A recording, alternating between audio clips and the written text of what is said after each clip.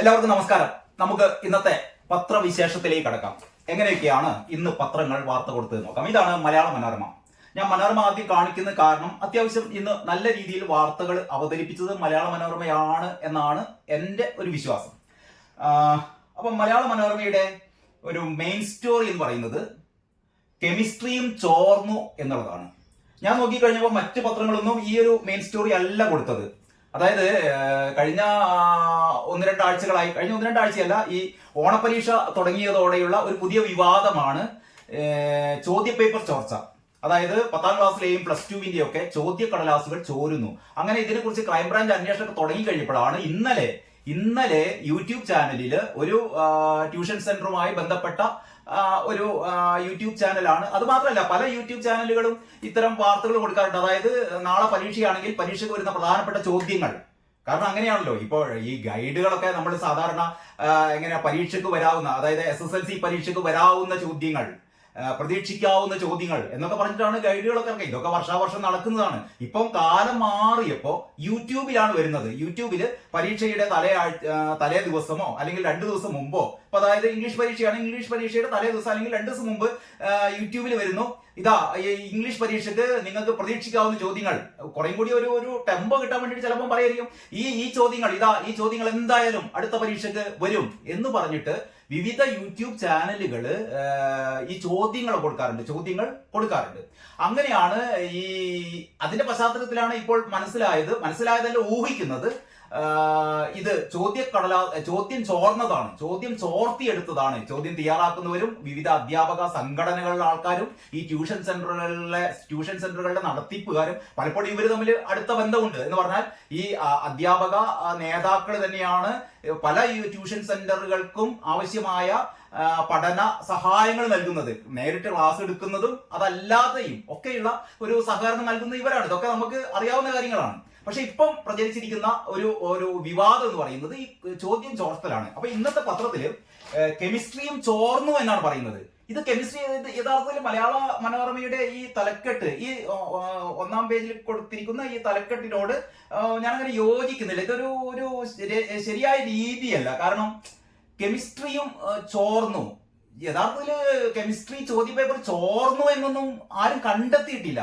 പക്ഷേ കെമിസ്ട്രി പരീക്ഷയുടെ തലേന്ന് ഒരു യൂട്യൂബ് ചാനൽ പുറത്തിറക്കിയ ചോദ്യങ്ങളിൽ, ഇതാ പരീക്ഷയ്ക്ക് ഈ ചോദ്യങ്ങൾ പ്രതീക്ഷിക്കാം അല്ലെങ്കിൽ വരാം എന്നൊക്കെ പറഞ്ഞ ചോദ്യങ്ങളിൽ ഒരുപാട് ചോദ്യങ്ങൾ വന്നു. ഇത് നമ്മൾ സാധാരണ SSLC പരീക്ഷയുടെ തലേന്ന് കുട്ടികളോട് പറയാറില്ല, ഇതാ ഈ ചോദ്യങ്ങളൊക്കെ വരും, ഈ ചോദ്യങ്ങളൊക്കെ വരാൻ സാധ്യതയുണ്ട് എന്നൊക്കെ പറയുന്നത്. അതൊരു പക്ഷേ ഈ പരിശീലനത്തിന്റെ അല്ലെങ്കിൽ നിരന്തരമായ ഇത്തരം ചോദ്യക്കടലാസുകൾ നോക്കുന്നതിന്റെയും അല്ലെങ്കിൽ ഈ പഠന സാമഗ്രികളുമായി ബന്ധപ്പെട്ടതിന്റെ ഒക്കെ ഒരു പരിചയത്തിന്റെ അടിസ്ഥാനത്തിലേക്ക് ഒക്കെ ആയിരിക്കും അത് എന്നാണ് തോന്നുന്നത്. എന്തായാലും ഈ മലയാള മനോരമയുടെ പ്രധാന സ്റ്റോറി അതാണ്, കെമിസ്ട്രിയും ചോർന്നു. ഒരുപാട് ആൾക്കാർ, ഇത് പബ്ലിക് പരീക്ഷയൊന്നും അല്ലാന്ന് പറഞ്ഞാൽ ഓണപരീക്ഷയാണ്, ഓണപരീക്ഷയുടെ കെമിസ്ട്രിയും ചോർന്നു. ഇതിൽ പറയുന്നത് പരീക്ഷാ ചോർച്ച, ഭൂരിഭാഗം ചോദ്യങ്ങളുമായി യൂട്യൂബ് വീഡിയോ. അതെങ്ങനെയാണ് വാർത്ത കൊടുത്തിരുന്നത് വെച്ചാൽ, മനോരമ ലേഖികയുടെ വാർത്തയാണ്, കോഴിക്കോട് നിന്നാണ്. പൊതുവിദ്യാലയങ്ങളിലെ സ്കൂൾ തല പരീക്ഷകളുടെ ചോദ്യക്കടലാസ് ചോർന്ന സംഭവത്തിൽ ക്രൈംബ്രാഞ്ച് അന്വേഷണം തുടരുന്നതിനിടെ ഇന്നലെ നടന്ന 10ാം ക്ലാസ് കെമിസ്ട്രി പരീക്ഷയുടെ ചോദ്യക്കടലാസും ചോർന്നു എന്ന് ഈ ലേഖിക അങ്ങോട്ട് തീരുമാനിക്കുകയാണ്. ആകെയുള്ള 40 മാർക്കിൽ 32 മാർക്കിന്റെ ചോദ്യങ്ങളും വിവാദ യൂട്യൂബ് ചാനലായ MS സൊല്യൂഷൻസിന്റെ ഉടമ മുഹമ്മദ് ഷുഹൈബ് പ്രവചിച്ചവ. അപ്പൊ മുഹമ്മദ് ഷുഹൈബ് പ്രവചിച്ച ചോദ്യങ്ങളാണ് ഇതിൽ 40 മാർക്കിൽ 32 മാർക്കിന്റെ ചോദ്യങ്ങളും ഈ യൂട്യൂബ് ചാനലിൽ വന്ന ചോദ്യങ്ങളാണ് എന്നാണ് പറയുന്നത്. ചില രാസസമവാക്യങ്ങളും പ്രത്യേക രാസപ്രവർത്തനങ്ങളും വീഡിയോയിലും പരീക്ഷയിലും ഒരേപോലെ വന്നതാണ് പ്രധാനമായി സംശയം ഉയരാൻ കാരണം. പിന്നീട് സംശയമായി മാറുന്നു. ആദ്യം തന്നെ മലയാള മനോരമ പറയുന്നത് കെമിസ്ട്രിയും ചോർന്നു, പിന്നെ പറയുന്നു ചോർന്നു എന്നുള്ളത്. അപ്പൊ ഈ മലയാള മനോരമ വാർത്തകളൊക്കെ സമഗ്രമായി കൊടുത്തിട്ടുണ്ട് എന്ന് ഞാൻ പറഞ്ഞത് സത്യസന്ധമായ വാർത്തകൾ കൊടുത്തു എന്നുള്ള അർത്ഥത്തിലല്ല. അത് ആദ്യം മനസ്സിലാക്കണം.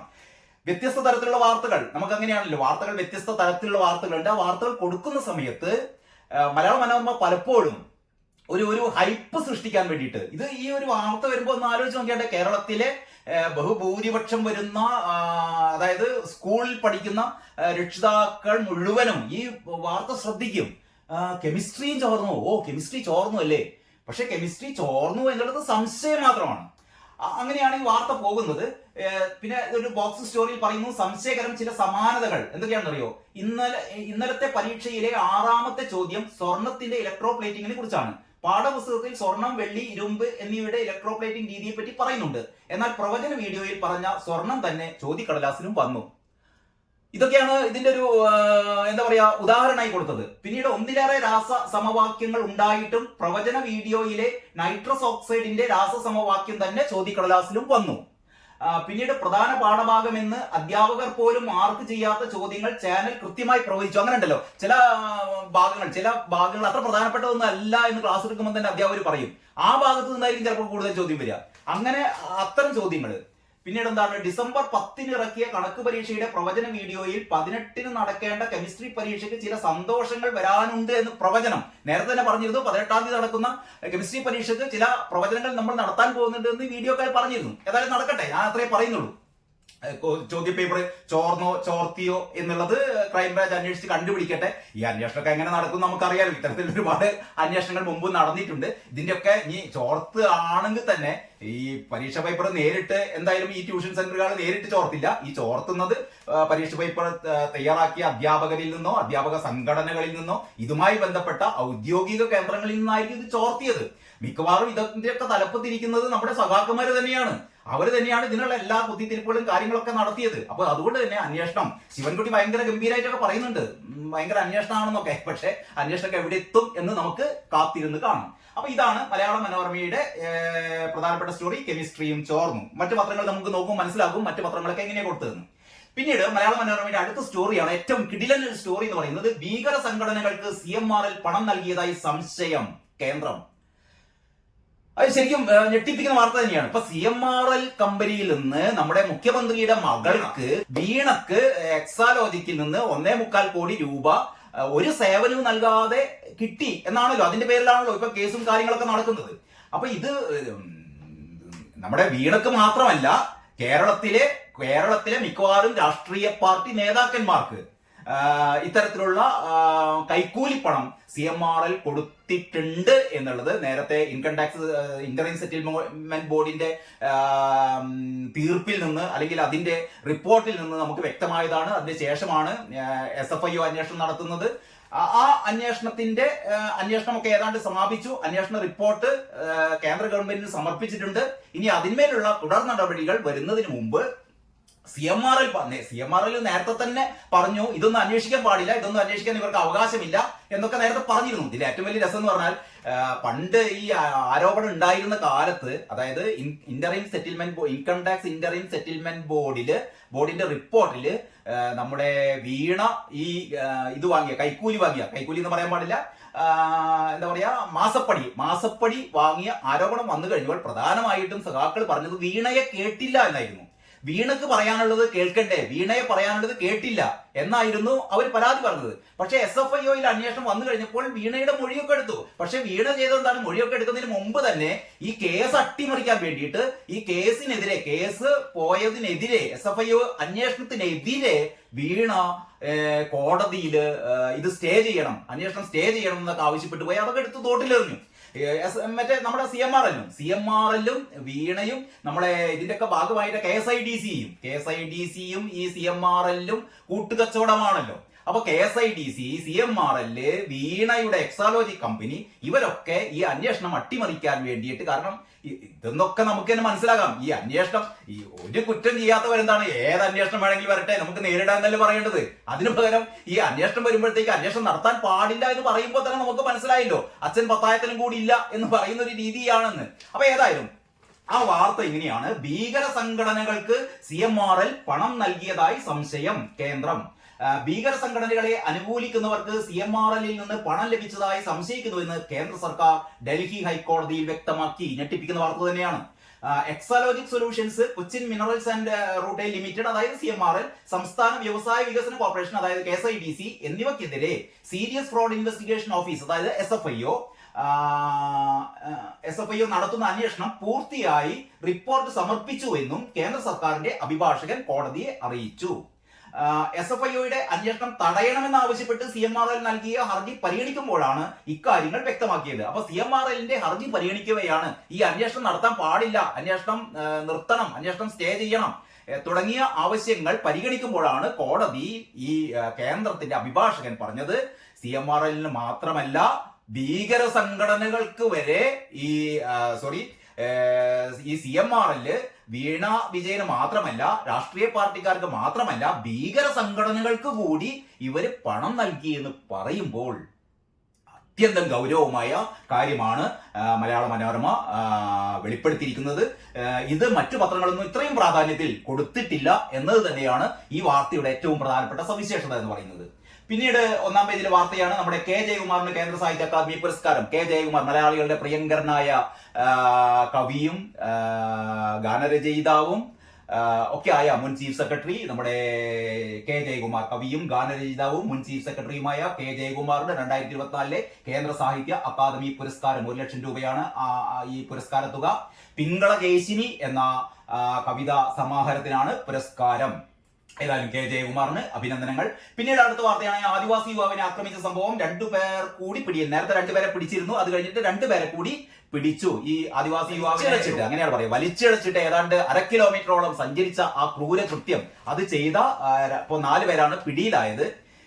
നമുക്കറിയാലോ, അട്ടപ്പാടി മധുവിന്റെ മരണത്തിലേക്ക് നയിച്ചവരൊക്കെ ഇന്ന് സ്വതന്ത്രരാണ്. കേസ് എവിടെ എത്തിയിട്ടില്ല. അതേപോലെ ഈ കേസും തുമ്പും വാലില്ലാതൊക്കെ ആവാനാണ് സാധ്യത. കാരണം ആദിവാസികൾക്ക് നേരെ ആക്രമണം ഉണ്ടായി കഴിഞ്ഞാൽ ഈ ആദിവാസി മന്ത്രിയുടെ ഒന്ന് നിങ്ങൾ മനസ്സിലാക്കണം. ഇതിപ്പം ഈ ആദിവാസി യുവാവിനെ നിരത്തിലൂടെ വലിച്ചഴിച്ച സംഭവമാണ്. ആ ദിവസം തന്നെ ഉണ്ടായതായിരുന്നു. ചുണ്ട എന്ന് പറയുന്ന ഒരു ആദിവാസി സ്ത്രീ മരിച്ചു കഴിഞ്ഞപ്പോൾ ആ മരിച്ച സ്ത്രീ അത് കഴിഞ്ഞിട്ട് തലേ ദിവസം രാത്രി മരിച്ചിട്ട് പിറ്റേന്ന് ഉച്ചയായി കഴിഞ്ഞിട്ടും ഇവരുടെ മൃതദേഹം നമ്മുടെ ശ്മശാനത്തിലേക്ക് കൊണ്ടുപോകാൻ വേണ്ടിയിട്ട് ഒരു ആംബുലൻസ് പോലും നമ്മുടെ പട്ടികജാതി പട്ടികവർഗ ഡിപ്പാർട്ട്മെന്റിന് ഉണ്ടായിരുന്നില്ല. അവസാനം ഒരു ഓട്ടോറിക്ഷയിൽ കയറ്റിയാണ് ആ പാവ സ്ത്രീയുടെ മൃതദേഹം കൊണ്ടുപോയത്. എവിടെയാണെന്നറിയോ? പട്ടികജാതി വർഗ വകുപ്പ് മന്ത്രിയുടെ കേളുവിന്റെ സ്വന്തം നിയോജക മണ്ഡലത്തിൽ നടന്നൊരു സംഭവമാണ്. ഉളുപ്പുമാനുണ്ടെങ്കിൽ ആ മന്ത്രി രാജിവെച്ച് പോകേണ്ടതാണ്. ഇതൊന്നും ഇവിടെ സംഭവിക്കില്ല. കാരണം എന്ന് പറഞ്ഞാൽ ഇവിടെ എന്ത് നാറിയ സംഭവം നടന്നാലും ഇതിന്റെ ഒക്കെ ഉത്തരവാദികൾ സഖാക്കളാണെങ്കിൽ ഒന്നും സംഭവിക്കില്ല, ഒരു കുഴപ്പവും സംഭവിക്കില്ല. ആ രീതിയിലാണ് കാര്യങ്ങൾ മുന്നോട്ട് പോകുന്നത്. ഓരോ ദിവസവും ഈ പത്രവിശേഷത്തിൽ ഇങ്ങനെ സഖാക്കന്മാരെ കുറ്റം പറഞ്ഞതിൽ ക്ഷമിക്കണം. ഇത് നിവൃത്തിയില്ലാത്തതുകൊണ്ട് പറഞ്ഞു പോവുകയാണ് എന്ന് മാത്രമേ പറയാനുള്ളൂ. മറ്റൊന്ന്, നാവികസേനയുടെ സ്പീഡ് ബോട്ട് ഇടിച്ച് യാത്രാ ബോട്ട് മുങ്ങി 13 മരണം എന്ന് പറയുന്ന ഒരു സങ്കടകരമായ ഒരു വാർത്ത കൂടിയുണ്ട്. നമ്മുടെ കുഞ്ചിക്കുറുപ്പ് എന്താ പറയുന്നത് നോക്കാം. ലെനിൻ എന്ന് പേരുള്ള CPM ബ്രാഞ്ച് കമ്മിറ്റി അംഗം BJPയിൽ ചേർന്നു. അപ്പൊ ഈ CPMൽ നിന്ന് ഇപ്പൊ ഒരുപാട് ആൾക്കാർ ഇങ്ങനെ BJPയിലേക്ക് ചേർന്നുകൊണ്ടിരിക്കുകയാണ്. ഇപ്പൊ ഏറ്റവും അവസാനമായിട്ട് ലെനിൻ എന്ന്, സാധാരണ കുട്ടികൾക്ക് ലെനിൻ എന്നൊക്കെ പേരിടുക എന്ന് പറഞ്ഞാൽ അത്രയ്ക്കും കമ്മ്യൂണിസ്റ്റ് ജ്വരം ബാധിച്ച, കമ്മ്യൂണിസ്റ്റ് ഭ്രാന്ത് ബാധിച്ച ആൾക്കാരാണ് മക്കൾക്ക് ഈ കമ്മ്യൂണിസ്റ്റ് നേതാക്കന്മാരുടെ പേരൊക്കെ ഇടുക. അങ്ങനെ ലെനിൻ എന്ന് പറഞ്ഞാൽ കമ്മ്യൂണിസ്റ്റ് കുടുംബമാണെന്ന് അർത്ഥമായല്ലോ. അപ്പൊ ലെനിൻ എന്ന് പേരുള്ള CPM ബ്രാഞ്ച് കമ്മിറ്റി അംഗം BJPയിൽ ചേർന്നു. അതിൽ കുഞ്ചുകുറുപ്പിന്റെ കമന്റ് ആണ്, ലെനിൻ പോയാൽ എന്താ, സ്റ്റാലിൻ ഉണ്ടല്ലോ, നമുക്ക് ലെനിൻ പോയിക്കോട്ടെ, നമുക്ക് സ്റ്റാലിൻ നമ്മുടെ കയ്യിലില്ലേ, തമിഴ്നാട്ടിലെ സ്റ്റാലിൻ നമ്മുടെ കൂടെയുള്ളപ്പോ എന്ത് വിഷമിക്കാൻ എന്നാണ് ആരാ പറയുന്നത് അറിയോ? നമ്മുടെ ഗോവിന്ദമാഷ പറയുന്നത്. അപ്പൊ ഗോവിന്ദമാഷ് പറയുന്നു, പോട്ടെ ലെനിൻ പോട്ടെ, നമുക്ക് ആരുണ്ടല്ലോ, നമുക്ക് സ്റ്റാലിൻ ഉണ്ടല്ലോ. അപ്പോൾ ഇങ്ങനെയൊക്കെയാണ് മലയാള മനോരമയുടെ ഒന്നാം പേജ്. ഇനി നമുക്ക് ഉള്ളിലെ പേജിലേക്ക് പോയാൽ, ഉള്ളിലെ പേജിൽ നന്ദി ഡോക്ടർ തോമസ് മാത്യുവിനെ അറിയില്ലേ, വൃക്ക രോഗ വിദഗ്ധൻ നന്ദി ഡോക്ടർ തോമസ് മാത്യു എന്നുള്ള ഒരു സ്റ്റോറി. ഇതിലിങ്ങനെ പറയുന്നത്, കേരളത്തിലെ ആദ്യ വൃക്ക മാറ്റിവെക്കൽ ശസ്ത്രക്രിയക്ക് നേതൃത്വം നൽകിയ ഡോക്ടർ തോമസ് മാത്യു ചികിത്സാ രംഗത്ത് അരനൂറ്റാണ്ട് പിന്നിടുന്ന തോമസ് മാത്യുവിനെ കുറിച്ചുള്ള ഒരു സ്റ്റോറി. ഈ സ്റ്റോറിക്കുള്ള സാങ്കത്യം എന്ന് പറയുന്നത്, ഡോക്ടർ തോമസ് മാത്യു രചിച്ച എന്റെ ജീവിതം നിറയെ ആത്മകഥയുടെ പ്രകാശനം 22 വൈകിട്ട് 5 ഗോവ ഗവർണർ PS ശ്രീധരൻപിള്ള നിർവഹിക്കും. അപ്പൊ അത് സംബന്ധിച്ച് ഡോക്ടർ തോമസ് മാത്യുവിന്റെ ജീവിതത്തിലേക്ക് വെളിച്ചം വീശുന്ന ഒരു റിപ്പോർട്ടാണ് മനോരമ കൊടുത്തിട്ടുള്ളത്. മറ്റു പത്രങ്ങളിലൊന്നും ഈ ഒരു റിപ്പോർട്ട് കണ്ടില്ല. അപ്പൊ മലയാള മനോരമയെ സംബന്ധിച്ചിടത്തോളം ചില കുത്തിത്തിരിപ്പുകളൊക്കെ മലയാള മനോരമ നടത്തുമെങ്കിലും വാർത്തകളുടെ കാര്യത്തിൽ വാർത്തകളുടെ ഒരു സമഗ്രത, ഒരു വാർത്തയും നഷ്ടപ്പെടാതെ വ്യത്യസ്തങ്ങളായ വാർത്തകൾ അവതരിപ്പിക്കുന്നതിൽ മറ്റു പത്രങ്ങളെക്കാളൊക്കെ മുന്നിൽ തന്നെയാണ് മനോരമ എന്ന് തന്നെ പറയേണ്ടിയിരിക്കുന്നു. അപ്പോൾ ആ ഒരു നല്ലൊരു വാർത്ത. പിന്നീട് ഉള്ളിലേക്ക് പോയാൽ, ഉപാധികളോടെ ആരെയും സ്വീകരിക്കാൻ ആലോചിക്കുന്നില്ല MM ഹസൻ. MM ഹസന്റെ ഒരു പ്രസ്താവനയുണ്ട്. അതായത് നമ്മുടെ അൻവർ എവിടേക്ക് പോകുന്നു? അൻവർ UDF അൻവർ കോൺഗ്രസിൽ ചേരാൻ വേണ്ടി പോവുകയാണ്, അതിനെ KCE ആയിട്ടുള്ള ഒരു ചർച്ച നടത്തി എന്നുള്ള രീതിയിലൊക്കെ വാർത്ത വന്നിരുന്നു. ഏതായാലും അൻവറിന് സാധ്യതയാണ് എനിക്ക് തോന്നുന്നു അടുത്ത നിയമസഭാ തെരഞ്ഞെടുപ്പ് വരുമ്പോഴത്തേക്കും അൻവർ എന്തായാലും കോൺഗ്രസിലേക്ക് പോകും. അതിന്റെ മുമ്പേ രാഹുൽ ഗാന്ധിയുടെ DNA കുറിച്ചൊക്കെ അൻവർ പ്രസംഗിച്ചത് കൊണ്ട് കോൺഗ്രസ് നേതാക്കന്മാർക്കിടയിൽ ഒരു അസംതൃപ്തി എന്നൊക്കെയുള്ള വാർത്ത ഉണ്ടായിരുന്നു. അതിലൊന്നും വലിയ കാര്യമില്ല. നമ്മളെ മുരളീധരനൊക്കെ അങ്ങനെയാണെങ്കിൽ എന്തൊക്കെ പറഞ്ഞിട്ടുണ്ട് ഈ ഹൈക്കമാൻഡിനെ. എന്നിട്ട് ഇപ്പം മുരളീധരൻ എന്താ സംഭവിച്ചത്? ഒരു പ്രശ്നമില്ല. മുരളീധരൻ പിന്നെ കയ്യിലിരിപ്പ് കൊണ്ട് കുറെ ദോഷങ്ങൾ സംഭവിച്ചെന്ന് മാത്രമേ ഉള്ളൂ. അപ്പൊ ഏതായാലും MMS പറഞ്ഞത് ഉപാധികളോടെ ആരെയും സ്വീകരിക്കാൻ ആലോചിക്കുന്നില്ല. ഉപാധികളൊന്നും ഇല്ലാതെ ആരും വരാം എന്ന് പറഞ്ഞാൽ അൻവറിനും വരാം, പക്ഷെ ഉപാധികളൊന്നും വെക്കാൻ പറ്റിയില്ല എന്നാ പറയുന്നത്. ഉപാധികളില്ലാതെ കോൺഗ്രസിലേക്ക് വരാൻ താല്പര്യമുള്ളവരെ അവർ ആവശ്യപ്പെട്ടാൽ മാത്രം കോൺഗ്രസിലും UDF-ലും എടുക്കുന്ന കാര്യം ചർച്ച ചെയ്ത് പരിശോധിക്കുമെന്നും CPM-ൽ നിന്ന് തെറ്റിപ്പിരിഞ്ഞു പോകുന്നവർക്കെല്ലാം അഭയം നൽകേണ്ട പാർട്ടിയല്ല കോൺഗ്രസ് എന്നും UDF കൺവീനർ MMS പറഞ്ഞു. അപ്പൊ UDF കൺവീനർ MMS പറയുന്നത് വരുന്ന എല്ലാവരെയും ഞങ്ങൾ വിളിച്ചു കയറ്റുന്നില്ല, പക്ഷെ ഒരു ഉപാധി ഇല്ലാതെ വരുന്ന ആൾക്കാരെ നമ്മൾ എടുക്കും. അതല്ലാതെ ഉപാധികളൊന്നും കൊണ്ടിട്ട് ആരും കൊണ്ടേക്ക് വരേണ്ട കാര്യമില്ല. കോഴിക്കോട് മാധ്യമ പ്രവർത്തകരോട് സംസാരിക്കുകയായിരുന്നു MMS. PV അൻവറിനെ കൊണ്ടുവരേണ്ട കാര്യം ഇപ്പോൾ UDF-ന് ഇല്ല എന്നാണ് പറയുന്നത്. UDF-ന് ഇപ്പോൾ ഇല്ല, അദ്ദേഹവുമായി ചർച്ച ചെയ്തിട്ടില്ല, ആലോചിച്ചിട്ടുമില്ല. അതൊക്കെ വെറുതെ പറയാണ്. ചർച്ച ചെയ്യലും ആലോചിക്കലൊക്കെ കഴിഞ്ഞു. അൻവർ ഇല്ലാതെ തന്നെ കഴിഞ്ഞ തെരഞ്ഞെടുപ്പിൽ UDF-ന് ഗുണം ലഭിച്ചിട്ടുണ്ട്. അദ്ദേഹം വരാൻ തീരുമാനം അറിയിച്ചാൽ അൻവർ ഇല്ലാതെ തന്നെ കഴിഞ്ഞ തെരഞ്ഞെടുപ്പിൽ UDF-ന് ഗുണം ലഭിച്ചിട്ടുണ്ട്. അപ്പൊ UDF-ന് ഗുണം ലഭിക്കാൻ ഇപ്പൊ അൻവർ വേണമെന്നൊന്നുമില്ല, വന്നാൽ തരക്കേടില്ല, അത്രയേ ഉള്ളൂ. അറിയിച്ച കോൺഗ്രസും UDF-ഉം ആലോചിക്കും. നിലവിലുള്ള മുന്നണി ഭദ്രമാണ്. മുന്നണി വിപുലീകരണം ആലോചിക്കുന്നത് തിരഞ്ഞെടുപ്പ് ഘട്ടത്തിലാണ്. തിരഞ്ഞെടുപ്പ് ഘട്ടത്തിൽ വേണമെങ്കിൽ മുന്നണി വിപുലീകരണം ഒക്കെ ആലോചിക്കും. ഇതിനടുത്ത് എനിക്ക് പറയാനുള്ള ഒരു പ്രധാനപ്പെട്ട കാര്യം, ഇപ്പൊ UDF-കാർക്കൊക്കെ ഒരു ചിന്തയുണ്ട്, അടുത്ത നിയമസഭാ തിരഞ്ഞെടുപ്പിൽ അധികാരത്തിൽ വരാൻ പോകുന്നത് UDF തന്നെ ആയിരിക്കും എന്ന ഒരു എന്താ പറയാ ആത്മവിശ്വാസത്തിലാണ്, അല്ലെങ്കിൽ അങ്ങനെ ഒരു അഹങ്കാരത്തിലാണ് ഇപ്പൊ UDF-കാരൊക്കെ നടക്കുന്നത്. കാരണം കഴിഞ്ഞ ഉപതെരഞ്ഞെടുപ്പുകളിലൊക്കെ നല്ല വിജയം തന്നെ UDF നേടുകയുണ്ടായി.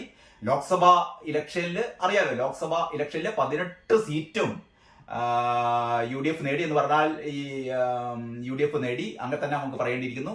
അതില് ഒരു BJP-യും ഒരു കനൽത്തരിയും കഴിഞ്ഞു കഴിഞ്ഞാൽ ബാക്കി 18 സീറ്റും UDF-ന് കിട്ടി. അപ്പോ UDF-ന്റെ ഒരു വിചാരം എന്ന് പറയുന്നത് വളരെ ഈസി ആയിട്ട് അടുത്ത നിയമസഭാ ഇലക്ഷനിൽ ജയിക്കാമെന്നാണ്. പക്ഷേ അത് അത്ര എളുപ്പമുള്ള കാര്യമല്ല എന്ന് എന്റെ പ്രിയപ്പെട്ട കോൺഗ്രസ്സുകാര്, പ്രിയപ്പെട്ട ലീഗുകാരൊക്കെ ഒന്ന് ഓർത്താൽ നല്ലത്. കാരണം അടുത്ത 2026 നിയമസഭാ ഇലക്ഷൻ എന്ന് പറയുമ്പോൾ BJP-ക്ക് 16% വോട്ടാണ് ഏതാണ്ട് കേരളത്തില്. BJP-യുടെ ഒരു വോട്ടിംഗ് പെർസെന്റേജ് എന്ന് പറയുന്നത് ഒരു 16%. കഴിഞ്ഞ ലോക്സഭാ ഇലക്ഷനിൽ അതൊരു 20%-ലേക്ക് BJP ഉയർത്തിയിരുന്നു. BJP 20%-ത്തിലും ഇനി മേലോട്ട് വരാനുള്ള സാധ്യത കാണുന്നില്ല. എങ്കിലും ഒരു 20 കൂടുന്നില്ല. എനിക്ക് തോന്നുന്നത് ഒന്നുകിൽ ഒരു 20-ന്റെ അടുത്ത് ഒക്കെ BJP ഇങ്ങനെ നിലനിർത്തേക്കാം. മിക്കവാറും 20-ൽ താഴാനാണ് സാധ്യത. ചുരുക്കി പറഞ്ഞാൽ BJP-യും UDF-ഉം LDF-ഉം തമ്മിൽ പല മത്സരങ്ങളിലും അതിതീവ്രമായ ത്രികോണ പോരാട്ടം തന്നെ നടക്കും. ത്രികോണ മത്സരം കടുപ്പമേറുമ്പോൾ സാധ്യത LDF-ന് തന്നെയാണ്. മാത്രമല്ല ഇപ്പൊ ഈ ഉപതെരഞ്ഞെടുപ്പിലേക്ക് ഒരു പ്രധാനപ്പെട്ട കാരണം എന്ന് പറയുന്നത് ഭരണവിരുദ്ധ വികാരമാണ്.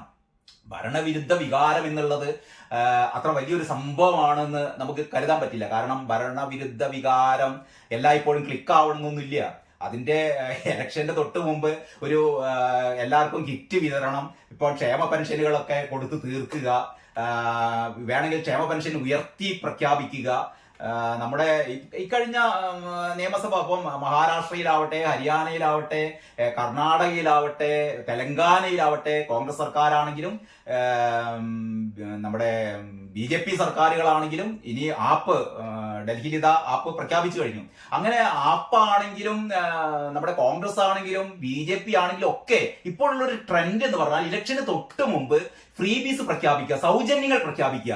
സ്ത്രീകളുടെ അക്കൗണ്ടിലേക്ക് അത്ര പൈസ വരാൻ പോകുന്നു, കുട്ടികളുടെ അക്കൗണ്ടിലേക്ക് ഇത്ര പൈസ വരാൻ പോകുന്നു, 60 കഴിഞ്ഞവരുടെ അക്കൗണ്ടിലേക്ക് ഇത്ര പൈസ വരാൻ പോകുന്നു ഒക്കെ പറയുമ്പോഴത്തേക്ക് ജനങ്ങൾ വോട്ട് ചെയ്യും. അപ്പോൾ തീർച്ചയായും ഈ ഭരിക്കുന്ന മുന്നണിയെ സംബന്ധിച്ചിടത്തോളം അവർക്ക് എപ്പോഴും ഈ ഭരണവിരുദ്ധ വികാരത്തെക്കാൾ എനിക്ക് തോന്നുന്നത് അവർക്ക് ഇത്തരം സൗജന്യങ്ങളൊക്കെ പ്രഖ്യാപിക്കാനുള്ള ഒരു സൗകര്യമുണ്ട് അവർക്ക്. അപ്പം സംഭവിക്കാൻ പോകുന്നതാണ് 2026 ആകുമ്പോഴത്തേക്ക് നിങ്ങൾ നോക്കിക്കോ, ഒരു 4 മാസത്തെ 5 മാസത്തെ നമ്മുടെ ക്ഷേമ പെൻഷൻ കുടിശ്ശിക ബാക്കിയുണ്ട്, അതെങ്ങനെയെങ്കിലൊക്കെ തലകുത്തി മറിഞ്ഞ് അതൊക്കെ കൊടുത്ത് തീർക്കും ഇലക്ഷന്റെ മുമ്പ്. മാത്രമല്ല ഈ 1600 രൂപ പെൻഷൻ എന്നുള്ളത് ഒരു പക്ഷേ 2000, 2500, 3000 ഒക്കെ ആയി പ്രഖ്യാപിക്കും. അതോടുകൂടി ആൾക്കാരൊക്കെ ഭയങ്കര ഹാപ്പിയാവും. അതിന് തൊട്ട് മുമ്പായിട്ട് എല്ലാവർക്കും സൗജന്യ കിറ്റുകൾ കൊടുക്കും. പിന്നെ ഒരു പക്ഷേ സ്ത്രീകൾ മുഴുവൻ എല്ലാ സ്ത്രീകളുടെയും അക്കൗണ്ടിലേക്ക് ഞങ്ങൾ ഇതാ അധികാരത്തിൽ വന്നു കഴിഞ്ഞാൽ 2000 രൂപ അല്ലെങ്കിൽ 5000 രൂപ അല്ലെങ്കിൽ 10000 രൂപ ഓരോ മാസവും പ്രഖ്യാപിക്കുന്നൊക്കെ കേൾക്കുമ്പോഴത്തേക്ക് മിക്കവാറും മൂന്നാം തവണയും കേരളത്തിൽ അധികാരത്തിൽ വരാൻ പോകുന്നത് LDF തന്നെ ആവാനാണ് സാധ്യത. ഇതൊക്കെ UDF കാരൊന്നും മനസ്സിലാക്കിയാൽ നല്ലത് തന്നെ പറയാനുള്ളൂ. പാലക്കാട് നമ്മുടെ രാഹുൽ മാങ്കൂട്ടത്തിൽ വിജയിച്ചതോടെ, വയനാട് പ്രിയങ്ക വിജയിച്ചതോടെ ഞങ്ങളിതാ ഇനി വിജയിക്കാം, അല്ലെങ്കിൽ 18 ലോക്സഭാ തെരഞ്ഞെടുപ്പുകളിലും വിജയിച്ചതോടെ ഞങ്ങളാണ് 2026 ജയിക്കാൻ പോകുന്നത് എന്നൊന്നും കണ്ട് മനപ്പായസം ഉണ്ണേണ്ട അത്ര ഈസി അല്ല കേരളത്തിലെ കാര്യങ്ങൾ എന്ന് മുൻകൂട്ടി ഒന്ന് പറയുക മാത്രമാണ് ചെയ്യുന്നത്. ഇനി മറ്റൊരു വാർത്ത നമ്മുടെ എഡിറ്റോറിയൽ പേജിലേക്ക് കടന്നാൽ റോഡ് സുരക്ഷയ്ക്ക് വാക്ക് മാത്രം പോരാ. സർക്കാരിൽ നിന്ന് പ്രതീക്ഷിക്കുന്നത് അപകടാനന്തര പതിവ് നടപടി മാത്രമല്ല, അപകടങ്ങൾ നടന്നു കഴിഞ്ഞാലുള്ള നടപടികൾ മാത്രമല്ല, അതിനു മുമ്പ് ഒരുപാട് കാര്യങ്ങൾ റോഡ് സുരക്ഷയ്ക്ക് വേണ്ടി ചെയ്യാനുണ്ട്. ഇപ്പം റോഡ് സുരക്ഷയ്ക്ക് വേണ്ടി ഒരുപാട് കാര്യങ്ങൾ, ഈ അമിത വേഗത മരണത്തിനിടയാക്കുകയാണെങ്കിൽ ബസ്സുകളുടെ പെർമിറ്റ് 6 മാസത്തേക്ക് സസ്പെൻഡ് ചെയ്യും. ഗുരുതരമായ അപകടം സംഭവിച്ചു കഴിഞ്ഞാൽ ഈ മരണപ്പാച്ചിൽ നടത്തുന്ന ബസ്സുകളുടെ പെർമിറ്റ് 3 മാസത്തേക്ക് സസ്പെൻഡ് ചെയ്യും. തുടങ്ങിയ നിയമങ്ങളൊക്കെ നടപ്പിലാക്കിയിട്ടുണ്ട്, കർശനമായ പരിശോധനകളുണ്ട്. പക്ഷെ അതൊന്നും പോരാ, റോഡ് സുരക്ഷയ്ക്ക് ഇത്രയും കാര്യങ്ങളൊന്നും പോരാ എന്ന് പറയുന്ന ഒരു എഡിറ്റോറിയലാണുള്ളത്. പിന്നീട് എഡിറ്റോറിയൽ പേജില് പ്രധാനപ്പെട്ട ലേഖനം പ്ലേസ്മെന്റിനെ സംബന്ധിച്ചാണ്. പ്ലേസ്മെന്റ് പ്ലീസ് എന്നുള്ളതിന്റെ 2ാം ഭാഗം ഉണ്ട്, അതോടെ കിടക്കട്ടെ.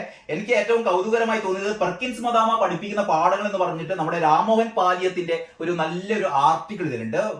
പറ്റുമെങ്കിൽ എല്ലാവരും ഒന്ന് വായിക്കണം. കാരണം സ്ത്രീകളെ സംബന്ധിച്ചിടത്തോളം അവർക്ക് ഈ IT മേഖലയിലൊക്കെ ഒരുപാട് സാധ്യതകളുണ്ട്. സ്ത്രീകൾ അവരുടെ സാധ്യതകളൊന്നും ഉപയോഗിക്കുന്നില്ല എന്ന് പറഞ്ഞിട്ട് വളരെ ഒരു ലൈറ്റ് റീഡിങ്ങിന് മാത്രമല്ല, ആ ലൈറ്റ് റീഡിങ്ങിന്റെ ഭാഗമായിട്ട് ഒരുപാട് എന്താ പറയാ വിവരങ്ങളുള്ള അല്ലെങ്കിൽ വളരെ പോസിറ്റീവായ ഒരു ലേഖനമാണ് പെർക്കിൻസ് മദാമ പഠിപ്പിക്കുന്ന പാഠങ്ങൾ. ആ പാഠങ്ങൾ മലയാളത്തിലെ എല്ലാ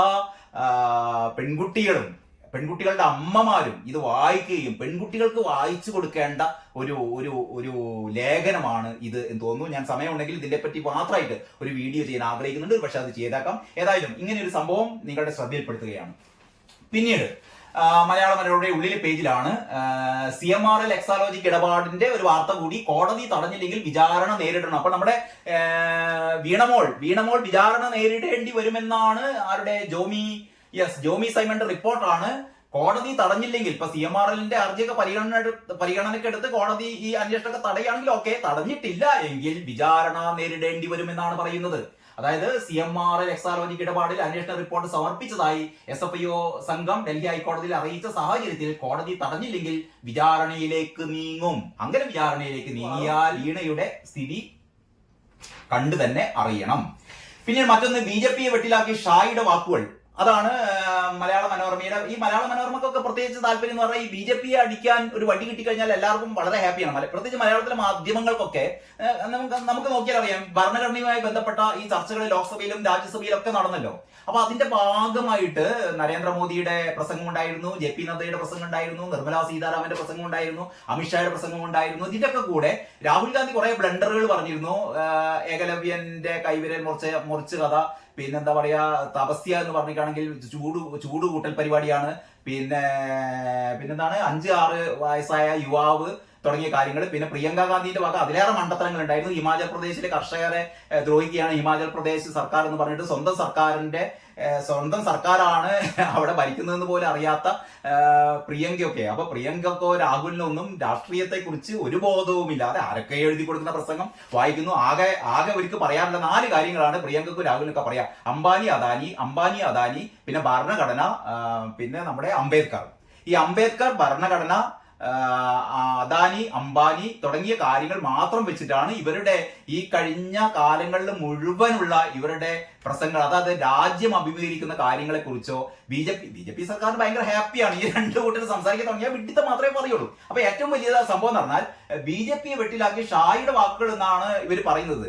അമിത്ഷായുടെ വാക്കുകൾ ബി ജെ പിയെ വെട്ടിലാക്കി എന്ന് പറഞ്ഞിട്ടാണെങ്കിൽ അമിത്ഷാ രാജിവെക്കണം എന്നൊക്കെയാണ് പറയുന്നത്. അമിത്ഷാ പറഞ്ഞ കാര്യങ്ങൾ ഇതിനകത്ത് കൊടുത്തിട്ടുണ്ട്. ഞാൻ പറയാം, അമിത്ഷാ കൊടുത്തിരിക്കുന്ന വാക്കുകൾ ശരിക്കും അമിത്ഷാ എങ്ങനെയായിരുന്നു പറഞ്ഞത്. അതായത് കോൺഗ്രസ് പറയുന്നു, കോൺഗ്രസ് എപ്പോഴും അംബേദ്കർ എന്ന് കോൺഗ്രസ് പറഞ്ഞുകൊണ്ടിരിക്കുന്നു. ഇതിനു പകരം ഈ അംബേദ്കർ വിളിക്ക് പകരം ദൈവത്തെ വിളിച്ചു കഴിഞ്ഞാൽ അത്രയെങ്കിലും പുണ്യം കിട്ടുമായിരുന്നു എന്നുള്ള രീതിയിലാണ് നമ്മുടെ അമിത്ഷാ സംസാരിച്ചത്. ഇതെങ്ങനെയാണ് അംബേദ്കറിനെ അപമാനിച്ചതെന്നൊക്കെ പറയാം. ഈ കോൺഗ്രസ്സുകാര് വായ തുറന്നാൽ അംബേദ്കർ എന്ന് പറയുന്നു. അതിനു പകരം അവര് ദൈവത്തിനെ വിളിക്കുകയാണെങ്കിൽ ഒരു അത്യാവശ്യം മോക്ഷം തന്നെയും കിട്ടുമായിരുന്നു എന്നുള്ള രീതിയിലായിരുന്നു അമിത്ഷായുടെ വാക്കുകൾ. അതാണ് ഭയങ്കര പ്രശ്നമായി മാറിയത്. അംബേദ്കർ പരാമർശ വിവാദത്തിൽ കേന്ദ്രമന്ത്രി അമിത്ഷാക്ക് പിന്തുണയുമായി പ്രധാനമന്ത്രി നരേന്ദ്രമോദി തന്നെ രംഗത്തെത്തിയത് വിഷയം ബി ജെ പിക്ക് എത്രത്തോളം ആഘാതം സൃഷ്ടിച്ചു എന്നതിന്റെ തെളിവായി. നരേന്ദ്രമോദി വരെ അമിത്ഷായെ അമിത്ഷാക്ക് പിന്തുണ പ്രഖ്യാപിച്ചുകൊണ്ട് രംഗത്തെത്തിയത് ബി ജെ പിക്ക് വലിയ പ്രശ്നം സൃഷ്ടിച്ചു എന്നതിന്റെ തെളിവാണെന്നൊക്കെ പറയുന്നത് ഇതിങ്ങനെ വളഞ്ഞ വഴിക്ക് പോയി ഇങ്ങോട്ട് മൂക്ക് പിടിക്കുന്നതിന് ഒരു സമമാണ്.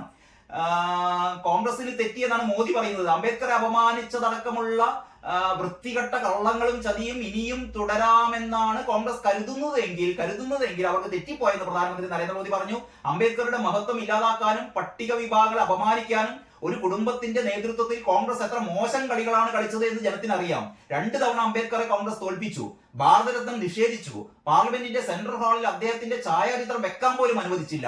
പട്ടിക വിഭാഗക്കാരുടെ കൂട്ടക്കൊലകൾ നടന്നത് കോൺഗ്രസ് ഭരിച്ചപ്പോഴാണ്, മോദി സമൂഹ മാധ്യമത്തിൽ കുറിച്ച്. നല്ല കണക്കിന് പ്രധാനമന്ത്രി മോദി മറുപടി പറഞ്ഞിട്ടുണ്ട് രാഹുലിന്റെ ശിങ്കിടികൾക്കും. കാരണം അംബേദ്കറിനെ ഏറ്റവും കൂടുതൽ അപമാനിച്ചത്, അംബേദ്കറിനെ തോൽപ്പിക്കാൻ ശ്രമിച്ചത് ഒക്കെ കോൺഗ്രസ്സുകാരാണ്. ഇപ്പം എന്നിട്ട് വലിയ കാര്യത്തിൽ അംബേദ്കർ എന്ന് പറഞ്ഞ് നിങ്ങൾ ബഹളം കൂട്ടുന്നതിലൊന്നും ഒരു കാര്യമില്ല എന്നുള്ള രീതിയിൽ തന്നെയാണ് ഇതിനെ ശക്തമായ തിരിച്ചടിച്ചുകൊണ്ട് മോദി പറഞ്ഞത്. മാത്രമല്ല ഈ 1-2 ഭരണഘടന കയ്യിലെടുത്തിട്ട് ഈ രാഹുലും പ്രിയങ്കയുടെ ഇപ്പോഴത്തെ നിങ്ങൾ ശ്രദ്ധിച്ചിട്ടുണ്ടോ അറിയില്ല, രാഹുലും പ്രിയങ്കയുടെയും ഏത് പാർലമെന്റിലാണെങ്കിലും പുറത്താണെങ്കിലും ഇവരുടെ കയ്യിൽ ഒരു ഭരണഘടന ഉണ്ട്, ഒരു ഭരണഘടനയുടെ ഒരു മിനിയേച്ചർ പതിപ്പ്. ഇതിങ്ങനെ ഉയർത്തി കാട്ടിയാണ് എന്ന് പറഞ്ഞ ഭരണഘടന ഇതിങ്ങനെ കാണിച്ച വിചാരിക്കും. എന്നിട്ട് നരേന്ദ്രമോദി കഴിഞ്ഞ 10 വർഷമായി ഇന്ത്യ നരേന്ദ്രമോദി ഭരിക്കുന്നു. ഈ ഭരണഘടനയെ അട്ടിമറിച്ചു, മോദി ഭരണഘടനയെ അട്ടിമറിച്ചു, ബി ജെ പി ഭരണഘടനയെ അട്ടിമറിച്ചു എന്ന് പറഞ്ഞിട്ടാണ് ഈ 2 ആൾക്കാർ ഭരണഘടന അങ്ങനെ ഉയർത്തിപ്പിടിക്കുന്നത്. ശരിക്കും ഭരണഘടനയെ അട്ടിമറിച്ചത് ആരാ? ഭരണഘടനയെ അട്ടിമറിച്ചത് ഇന്ത്യയിൽ യഥാർത്ഥത്തിൽ ഭരണഘടനയെ അട്ടിമറിച്ചത് ഇവിടുത്തെ കോൺഗ്രസ് ആണ്.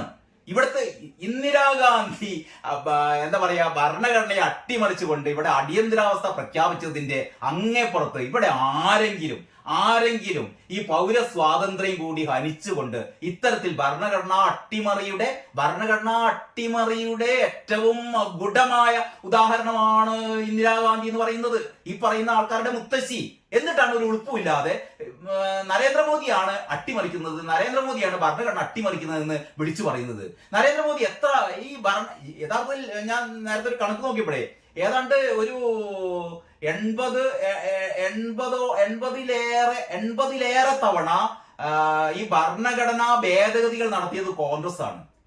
ഇത് മിക്കതും ഈ ഭരണഘടനാ ഭേദഗതി നടത്തിയത് മുഴുവനും എന്നല്ല, ബഹുഭൂരിപക്ഷവും അവർക്ക് ഭരിക്കാനുള്ള ഒരു സുഖ സൗകര്യത്തിന് വേണ്ടിയിട്ട്, പ്രതിപക്ഷത്തെ ഇല്ലായ്മ ചെയ്യാൻ വേണ്ടിയിട്ട്, ഈ നാട്ടിലെ ജനങ്ങളെ ദുരിതക്കയത്തിലാക്കാൻ വേണ്ടിയിട്ട്, പാർട്ടിക്ക് വേണ്ടിയിട്ട്, പാർട്ടിയിലെ നേതാക്കന്മാർക്ക് വേണ്ടിയിട്ട്, നെഹ്റു കുടുംബത്തിന് വേണ്ടിയിട്ടൊക്കെയാണ് ഈ ഭരണഘടന അട്ടിമറികൾ കോൺഗ്രസ് നടത്തിയത്.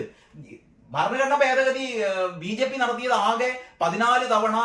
അടൽ ബിഹാരി വാജ്പേയി പ്രധാനമന്ത്രിയായിരുന്ന കാലത്ത് കഴിഞ്ഞ 10 വർഷത്തിനിടയ്ക്ക് മോദി ആകെ 8 തവണ മാത്രമാണ് ഭരണഘടന ഭേദഗതി ചെയ്തത്. ഇതൊക്കെ എന്നിട്ട് ഭരണഘടന ഉയർത്തിപ്പിടിച്ചുകൊണ്ട് മോദി ഇതാ അട്ടിമറിക്കാൻ പോകുന്നു, മോദി അട്ടിമറിച്ചു. അട്ടിമറിച്ചത് മുഴുവൻ ഇവരുടെ ആൾക്കാരാണ്. രാഹുൽ ഗാന്ധിയുടെയും പ്രിയങ്ക ഗാന്ധിയുടെയും മുത്തശ്ശിയായ ഇന്ദിരാഗാന്ധിയുടെ അതിന്റെ അങ്ങേപ്പുറത്തുള്ള ജവഹർലാൽ നെഹ്റു മുതൽക്ക് ഇങ്ങോട്ടുള്ള ആൾക്കാർ. കഴിഞ്ഞ ദിവസം ഏറ്റവും രസകരമായ ഒരു ട്രോൾ ഇറങ്ങുന്നുണ്ട് നമ്മുടെ ബ്രിട്ടാസ് നെഹ്റുവിനെ ഇങ്ങനെ വാനോളം പുകഴ്ത്തിക്കൊണ്ട് പാർലമെന്റിൽ പ്രസംഗിച്ചപ്പോ നിർമ്മല സീതാരാമൻ പറയുന്നു, ഇങ്ങനെ തന്നെ പറയണം, നെഹ്റുവിനെ നന്നായി തലയിൽ കയറ്റി വെച്ചോളൂ. ഈ നെഹ്റു ആണല്ലോ നിങ്ങളുടെ EMS-ന്റെ മന്ത്രിസഭയെ അട്ടിമറിച്ചത് എന്ന് നിർമ്മല സീതാരാമൻ ചോദിക്കുന്നുണ്ട്. നെഹ്റു അല്ലായിരുന്നെങ്കിൽ, നെഹ്റു അങ്ങനെ ചെയ്തില്ലായിരുന്നെങ്കിൽ EMS-ന്റെ മന്ത്രിസഭക്ക് കാലാവധി പൂർത്തിയാക്കാമായിരുന്നു. അപ്പൊ EMS മന്ത്രിസഭക്ക് കേരളത്തിൽ ആദ്യമായി അല്ലെങ്കിൽ ലോക ചരിത്രത്തിൽ തന്നെ ബാലറ്റ് പേപ്പറിലൂടെ അധികാരത്തിൽ വന്ന ആ മന്ത്രിസഭയെ അട്ടിമറിച്ച, ആ മന്ത്രിസഭയെ എന്താ പറയാ വീഴ്ത്തിയ നെഹ്റുവിന് ഓശാന പാടുകയാണ് ഒരു ഉളുപ്പുമാനില്ലാത്ത ബ്രിട്ടാസ്. ആ ബ്രിട്ടാസിന്റെ കൂടെയുള്ള ആൾക്കാരുടെ സ്ഥിതി ഒന്ന് ആലോചിച്ച് നോക്കിയാട്ടെ. അപ്പം ചുരുക്കി പറഞ്ഞത്, ഈ ആടിനെ പട്ടിയെ പേപ്പട്ടിയാക്കുക എന്നൊക്കെ പറഞ്ഞൊരു നയമുണ്ടല്ലോ. പറഞ്ഞ് ഇങ്ങനെ ആവർത്തിച്ച് പറഞ്ഞ് അതിനെ വെള്ള പൂശുക എന്നുള്ളത് പോലെ കോൺഗ്രസ്സുകാർ ഇപ്പൊ ചെയ്യുന്നത്. CPM-ന്റെ കാര്യം പിന്നെ പറയണ്ട. ആകെ പാർലമെന്റിൽ ഒരു 3 അംഗങ്ങൾ മാത്രമല്ല, 3 അംഗങ്ങളും ഇല്ല, അത് കോൺഗ്രസിന്റെ ഒരു സഹായത കിട്ടിയത്. ആകെ ഒരു കനൽത്തരി മാത്രമുള്ള CPM-ന്റെ കാര്യം നമുക്ക് വിടാം. അപ്പൊ കോൺഗ്രസ്സുകാരെ സംബന്ധിച്ചിടത്തോളം അവർ ഈ ഭരണഘടന ഉയർത്തിപ്പിടിച്ചുകൊണ്ട് ഭരണഘടനയ്ക്ക് വേണ്ടി വാദിക്കുന്നത് തികഞ്ഞ അപഹാസ്യതയാണെന്ന് മാത്രമേ പറയാനുള്ളൂ. ഏതായാലും നിർമ്മലാ സീതാരാമനും നമ്മുടെ നദ്ദയും മോദിയും അമിത്ഷായും ഒക്കെ കണക്കിന് മറുപടി കൊടുക്കുന്നുണ്ട്. എന്നിട്ടും ഇവർ പഠിക്കുന്നില്ല എന്നുള്ളതാണ് ഏറ്റവും ദൗർഭാഗ്യകരമായ കാര്യം. പക്ഷെ ഇതൊക്കെ നമ്മുടെ മലയാള പത്രങ്ങൾ വായിക്കുമ്പോഴേ അത്തരം കാര്യങ്ങളൊക്കെ വളരെ ലഘൂകരിച്ച് BJP-ക്കെതിരായ വാർത്തകളൊക്കെ പൊലിപ്പിച്ച് കൊടുക്കുകയാണ്. ഇതൊക്കെ തന്നെയാണ് BJP-യെ വളർത്തുന്ന കാര്യവും. മറ്റൊന്ന്, 8 മുനിസിപ്പാലിറ്റികൾ, ഒരു പഞ്ചായത്ത്, വാർഡ് വിഭജനം റദ്ദാക്കി സർക്കാരിന് തിരിച്ചടി. സഖാക്കൾക്ക് ഒരു തിരിച്ചടി കൂടി. വിജ്ഞാപനവും മാർഗരേഖയും അസാധുവാക്കിയത് ഹൈക്കോടതി. 8 മുനിസിപ്പാലിറ്റികളിലും ഒരു പഞ്ചായത്തിലും സർക്കാർ നടത്തിയ വാർഡ് വിഭജനം ഹൈക്കോടതി റദ്ദാക്കി. കണ്ണൂരിലെ മട്ടന്നൂർ, പാനൂർ, ശ്രീകണ്ഠാപുരം, കോഴിക്കോട്ടെ മുക്കം, കൊടുവള്ളി, പയ്യോളി, ഫറോക്ക്, പാലക്കാട്ടെ പട്ടാമ്പി എന്നീ മുനിസിപ്പാലിറ്റികളിലും കാസർഗോട്ടെ പടന്ന പഞ്ചായത്തിലും നടത്തിയ വാർഡ് വിഭജനം നിയമവിരുദ്ധമെന്ന് വിലയിരുത്തി ഹൈക്കോടതി റദ്ദാക്കി. അപ്പൊ ഇങ്ങനെയൊക്കെയാണ് നമ്മുടെ വാർത്തകൾ. അംബേദ്കർ പരാമർശം വിവാദമായി, അമിത്ഷാക്കെതിരെ പ്രതിഷേധം. അമിത്ഷാ, ഞാൻ നേരത്തെ അമിത്ഷായുടെ വാക്കുകൾ വളരെ കൃത്യമായി ഇങ്ങനെയായിരുന്നു അമിത്ഷാ പറഞ്ഞത്. അംബേദ്കർ എന്ന് ആവർത്തിച്ചു പറയുന്നത് ഫാഷൻ ആയിരിക്കുകയാണ്.